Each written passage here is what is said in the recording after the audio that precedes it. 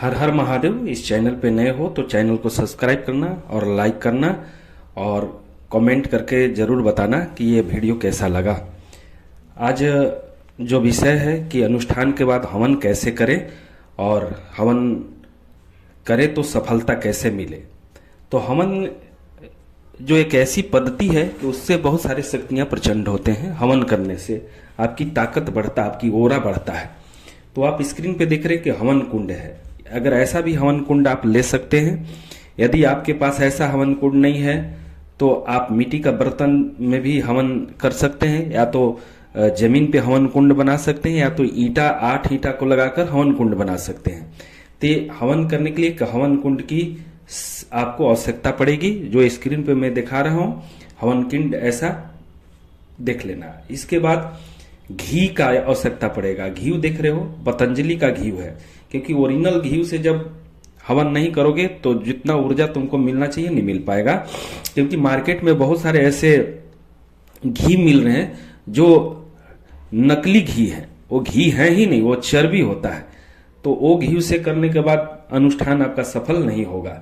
इसके बाद आप देख रहे हैं कि स्क्रीन पे चल रहा है, ये लकड़ी नहीं, ये समीधा है। समीधा 4 समीधा होता है।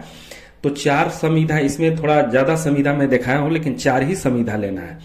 मार्केट में ये समीधा मिलता है, समीधा के नाम से मांगोगे तो मिल जाएगा। अगर मार्केट में समीधा नहीं मिल पाया, तुम नहीं जा पा रहे हो किसी कारण से, तो अपने घर पे ही समीधा बना सकते हो। आम की लकड़ी लाओ और 4-4 8 उंगली नाप कर तोड़ लो, वो समीधा बन जाएगा। आगे हम समीधा के विषय में बताएंगे। इसके बाद देख रहे हो कि हवन सामग्री है स्क्रीन पे। हवन सामग्री या तो पतंजलि का हवन सामग्री ले आओ, या तो आस्था के ले आओ। चाहे मार्केट में बहुत सारे हवन सामग्री मिलता है, लेकिन देखना होगा कि उसमें कौन कौन सा वनस्पति मिला हुआ है। कमल गोटा वगैरह मिला हुआ है कि नहीं, उसमें जौ मिला हुआ है कि नहीं, और बहुत सारे ऐसे काला तिल मिला हुआ है कि नहीं। बहुत सा सामग्री होता है, तो देख के लाना होगा। अब विधान क्या है, हवन करने का विधान मैं आपको बता दे रहा हूं। सबसे पहले क्या करना है, आपको हवन कुंड के पास बैठ जाएंगे। हवन कुंड के पास बैठने के बाद आपको रक्षा विधान करना है। रक्षा विधान कैसे होगा? रक्षा विधान आपको करना है कि बाईं हाथ में आप, बाईं हाथ के हथेली में आप अक्षत ले लेंगे और दाईं हाथ से सबसे पहले आपको पूरब फेंकना है, थोड़ा सा फेंकना है। इसके बाद पूरब के कोना पर फेंकना है, इसके बाद दक्षिण फेंकना है, दक्षिण के कोना पर फेंकना है, इसके बाद पश्चिम फेंकना है, पश्चिम के कोना पर फेंकना है, इसके बाद उत्तर फेंकना है, उत्तर के कोना पर फेंकना है। ऐसे करके चारों दिशा को हम लोग बांध देते हैं। इसके बाद सबसे बाद में आसमान में फेंकना है, इसके बाद नीचे कुंड जहां वहां पे फेंकना है, और इसके बाद बैठ जाना है। ये हो गया आपका रक्षा विधान। क्योंकि असुरी शक्ति भी चलते रहता है, तो असुरी शक्ति से बचने के लिए हम लोग रक्षा विधान करते हैं। इसके बाद आता है स्तवन पाठ। थोड़ा सा देर में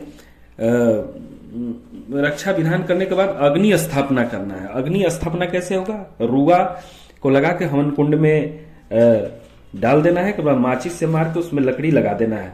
लकड़ी लगाने के बाद आपको स्तवन पाठ करना है। स्तवन पाठ यानी ताली थोड़ा 10-20 मिनट, 10 मिनट कम से कम ताली मारना है।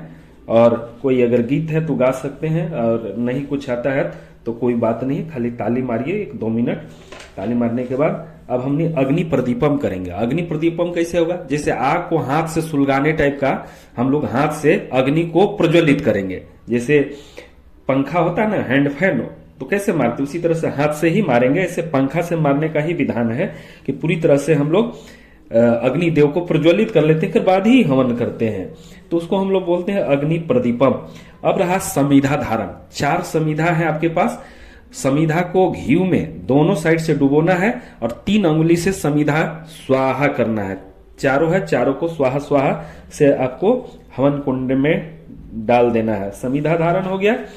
अब समीधा धारण के बाद जल प्रशिक्षण होगा। जल प्रशिक्षण कैसे होगा?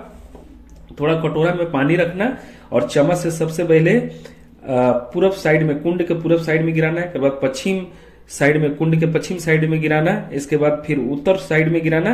एक बार दक्षिण से 3 बार पानी का गोले गोले कुंड का घुमा देना है। 3 बार ये करना है। इसको हम लोग जल प्रशिक्षण बोलते हैं। अब रहा अग्नि आहुति। अग्नि आहुति कैसे देंगे?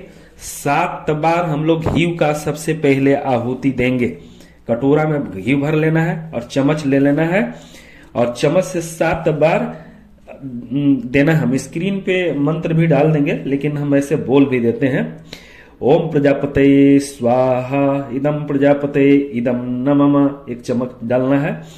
ओम इंद्राय स्वाहा इदम इंद्राय इदम नमः, फिर एक चम्मच डालना है। ओम अग्नि स्वाहा इदम अग्नि इदम नमः, फिर एक चम्मच घी छोड़ना है।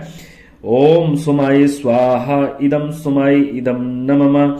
ओम भुव स्वाहा इदम अग्नि इदम नमः। ओम भुव स्वाहा इदम वाय इदम नमः। ओम स्वः स्वाहा इदम सूर्याय इदम नमः, एक चम्मच घी छोड़ देना। ये 7 बार हम अपने देव को घी से आहुति दे दिए।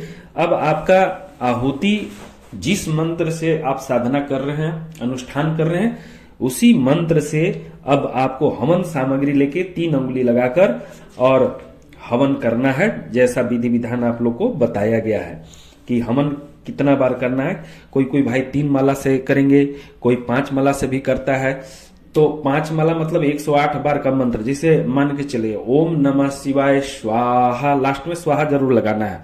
108 बार का माला होता है, तो 3 माला जिनको है 3 बार इसी टाइप से स्वाहा स्वाहा करके। हाँ, हवन सामग्री में घी जरूर मिला लेंगे, लास्ट में घी उसमें जरूर मिला के इसके बाद हवन करेंगे।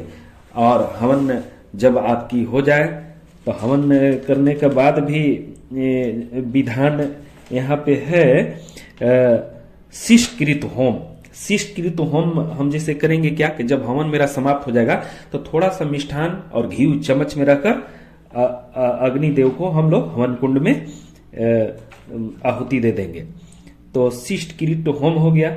अब देखिए लास्ट क्या है कि गड़ी गोला आपको लेना है, गड़ी गोला को छेद करना है, उसमें घी डालना है और कसैली डालना है, जाफर डालना है, पंचमेवा डालना है और दे दक्षिणा, इसको पूर्णावती बोलते हैं हम लोग।